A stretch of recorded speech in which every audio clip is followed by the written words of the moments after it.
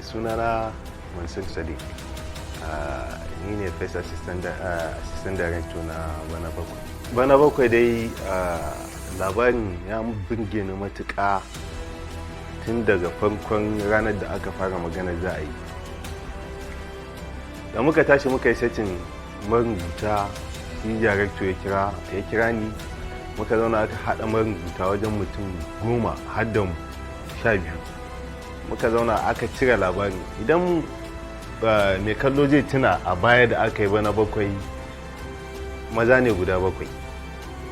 Da aka zo yanzu za a sake sai suka ce ai ba zai yiwu a ce ma ana irin wannan crime din ba mace ba. So tun daga nan ma ni labarin ya fara birge ni.